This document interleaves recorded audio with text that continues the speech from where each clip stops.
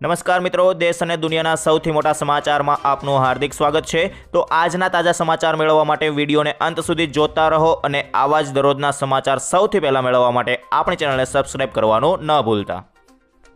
તો આજના સૌપ્રથમ સમાચાર જાણીએ તો દરેક લોકો ખાસ ધ્યાન આપે।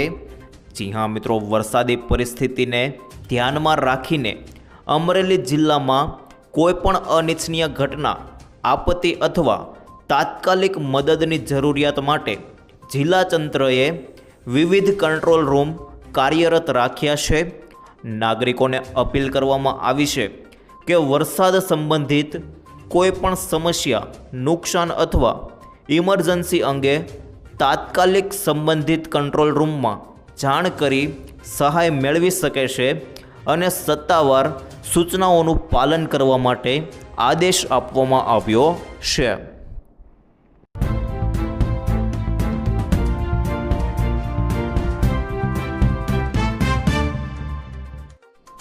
ત્યારબાદ આગળ જોઈએ તો ખેડૂતોની જીત, આંદોલન સફળ। જી હા મિત્રો, મોરબીના જેતપર ગામમાં વીજ લાઇન માટે ખેતરોમાં થાંભલા ઊભા કરવા મામલે ખેડૂતોનું આંદોલન ઉગ્ર બન્યું છે। ત્યારે ગુજરાત સરકાર દ્વારા ખેડૂત સંગઠનોની રજૂઆતોને ધ્યાને રાખીને ખેતરોમાંથી પસાર થતી વીજ લાઇન અને ટાવરના વળતર અંગે એક મહત્વપૂર્ણ અને ઐતિહાસિક નિર્ણય લેવામાં આવ્યો છે। મુખ્યમંત્રી ભૂપેન્દ્ર પટેલના નેતૃત્વમાં અને નાયબ મુખ્યમંત્રી હર્ષ સંઘવીના માર્ગદર્શનમાં કૃષિ મંત્રી જીતુ વાઘાણી, ઉર્જા મંત્રી ઋષિકેશ પટેલ અને ઉર્જા રાજ્યમંત્રી કૌશિક વેકરિયાએ ખેડૂતો સાથે ચર્ચા, વિચાર વિમર્શ અને પરામર્શ કરીને તેમજ ખેડૂતોના આર્થિક હિતને સર્વોપરી રાખીને એક મહત્વપૂર્ણ અને ઉદાર નિર્ણય લેવામાં આવ્યો છે। હાલમાં ખેડૂતોને વીજપોલ માટે લેવામાં આવતી જમીન બદલ જંત્રીના દર મુજબ વળતર ચૂકવવામાં આવશે। જો કે આ પદ્ધતિને લઈને ખેડૂતો સતત અસંતોષ વ્યક્ત કરતા રહ્યા છે। નવી નીતિ હેઠળ હવે બજાર મૂલ્ય આધારે વળતર નક્કી કરવામાં આવશે, જેના કારણે ખેડૂતોને અત્યાર સુધી મળતા વળતર કરતાં નોંધપાત્ર વધુ રકમ મળશે। વીજપોલને લઈને વિવાદોમાં પણ ઘટાડો થવાની શક્યતા, જેની અંદર સરકારના પ્રસ્તાવ મુજબ ખેડૂતોને તેમની જમીનની વર્તમાન બજાર કિંમતના 2 ગણા સુધીનું વળતર આપવામાં આવશે। આ નિર્ણય અમલમાં આવ્યા બાદ રાજ્યભરના હજારો ખેડૂતોને સીધો લાભ મળશે અને વીજપોલને લઈને થતા વિવાદોમાં પણ ઘટાડો થવાની શક્યતા છે।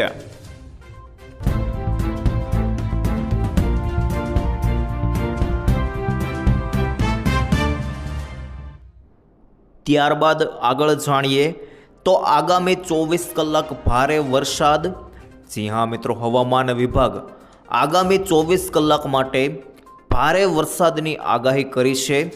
સવારે 9થી રાત્રે 11 વાગ્યા સુધી જૂનાગઢ, સોમનાથ, દીવ, અમરેલી, વલસાડ અને દમણમાં ભારે વરસાદનું એલર્ટ જારી કર્યું છે। સાથે જ અમદાવાદ, સુરત, રાજકોટ સહિત રાજ્યના મોટા ભાગના જિલ્લાઓમાં ગાજવીજ સાથે વરસાદની આગાહી વ્યક્ત કરવામાં આવી છે। આ દરમિયાન 41થી 60 કિમીની ઝડપે પવન ફૂંકાવાની શક્યતા છે।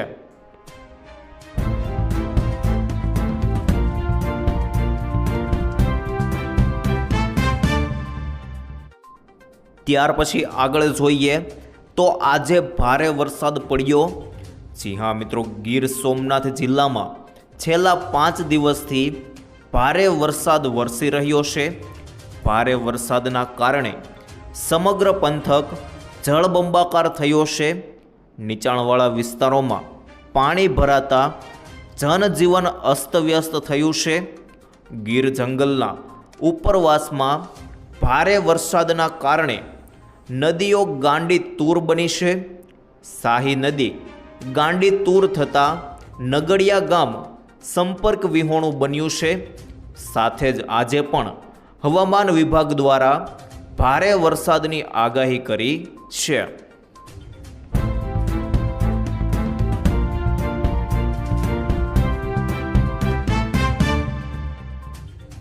ત્યાર પછી આગળ જોઈએ તો ભારે વરસાદથી બધું બંધ.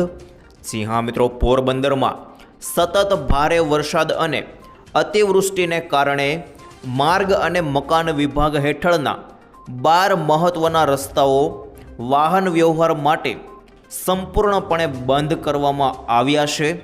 કેટલાક રસ્તાઓ પર પાણી ઓવરફ્લો થતાં અને કેટલાક ધોવાઈ જતાં વાહન વ્યવહાર અટકાવવો પડ્યો છે. આનાથી પોરબંદર અને કુતિયાણા તાલુકાના અનેક ગામો પ્રભાવિત થયા છે.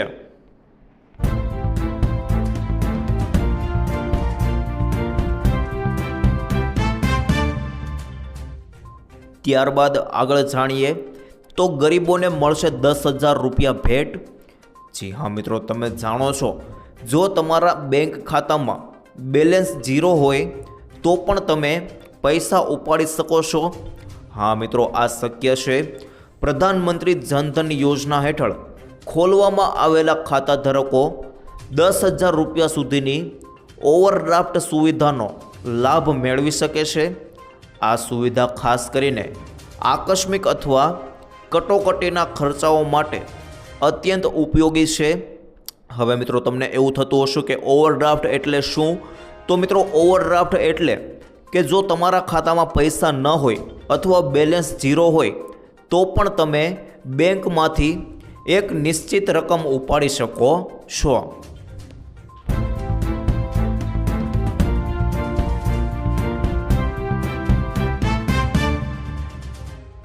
ત્યાર પછી આગળ જોઈએ તો પીએમ મોદીની મોટી જાહેરાત.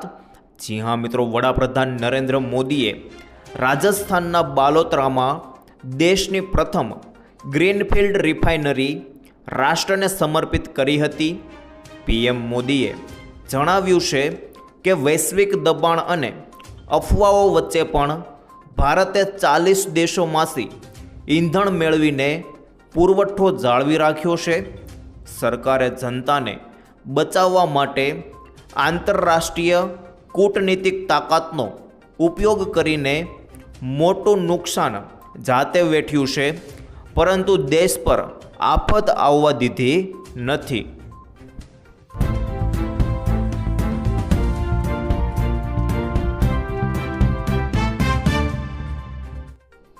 ત્યારબાદ આગળ જાણીએ તો લોકોને લોન માફીની આદત પડી ગઈ. જી હા મિત્રો, મહારાષ્ટ્રમાં આ વર્ષે ભારે વરસાદ પડવાને કારણે ખેડૂતોનો પાક ધોવાઈ ગયો છે અને ખેડૂતો સરકાર પાસે મદદની અપેક્ષા રાખીને બેઠા છે. ખેડૂતો તરફથી લોન માફીની માગણી તીવ્ર બની રહી છે.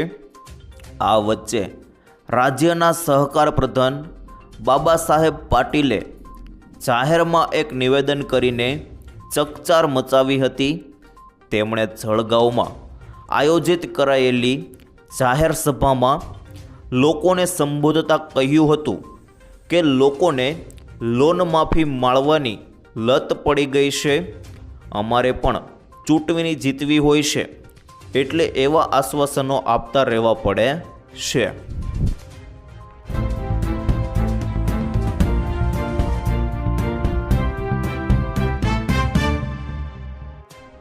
ત્યાર પછી આગળ જોઈએ તો બીજી મોટી મુશ્કેલી, મોટો ખતરો.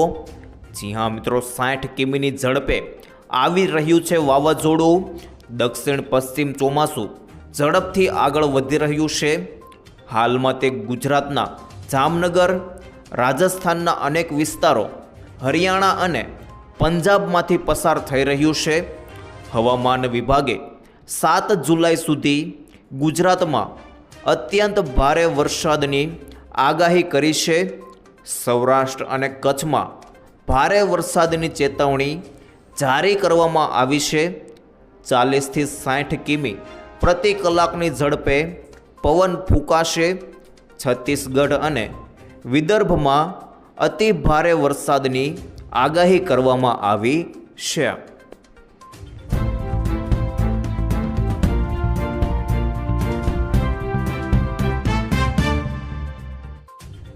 ત્યારબાદ આગળ જાણીએ તો 5 રૂપિયામાં મળશે રહેવા માટે મકાન. જી હા મિત્રો, શ્રમિક બસેરા યોજના અંતર્ગત આવાસ નિર્માણની કામગીરી અત્યારે પૂરજોશમાં જ શરૂ છે. શ્રમિક બસેરા યોજના હેઠળ રાજ્યના મુખ્ય શહેરમાં 17 જગ્યાએ આવાસો ઊભા કરવામાં આવશે. આ યોજનામાં શ્રમિકોના કડિયા નાકાના 1 કિલોમીટર જેટલા વિસ્તારોમાં આવાસ પૂરા પાડવામાં આવશે, જેમાં પાણી, રસોડું, વીજળી, પંખા, સ્ટ્રીટ લાઇટ, સિક્યોરિટી, મેડિકલ અને ઘોડિયા ઘર જેવી સુવિધા હશે. માત્ર 5 રૂપિયા પ્રતિ દિવસ પ્રતિ શ્રમિકના ટોકન દરેથી આવાસ મળશે, જેની અંદર 6 વર્ષ કે ઓછી વયના બાળકો માટે કોઈ ભાડું લેવામાં આવશે નહીં.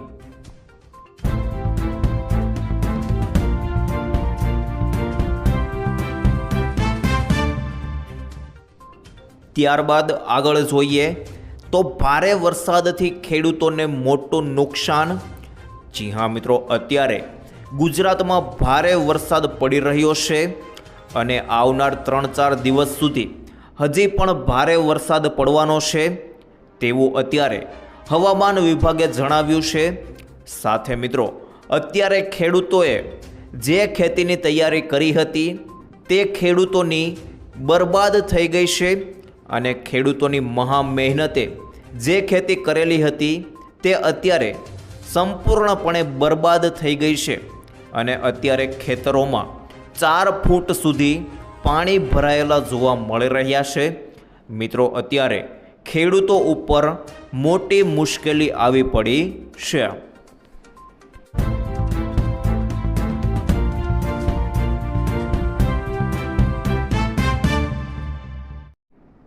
ત્યારબાદ આગળ જોઈએ તો રામ મંદિર ચોરી કેસમાં મોટો ખુલાસો. જી હા મિત્રો, અયોધ્યા રામ મંદિરના ચઢાવવાની ચોરીના મામલામાં મોટો ખુલાસો થયો છે.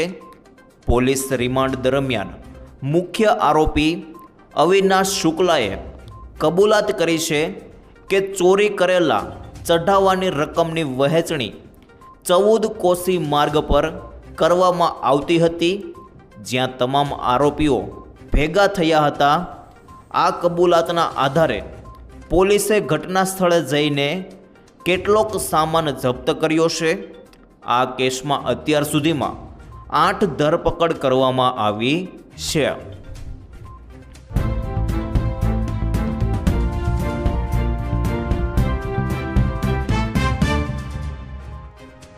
ત્યારબાદ આગળ જોઈએ તો સોના ચાંદીના ભાવમાં ભયંકર વધારો.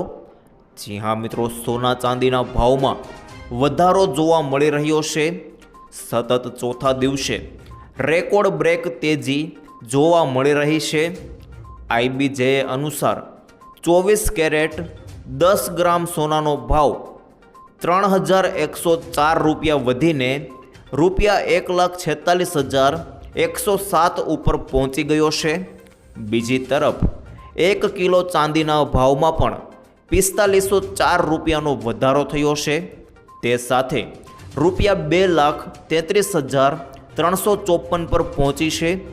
છેલ્લા 4 દિવસમાં સોનામાં 4686 રૂપિયા અને ચાંદીમાં 13,314 રૂપિયાનો જંગી વધારો થતાં ગ્રાહકોના ખિસ્સા પર બોજ વધ્યો છે.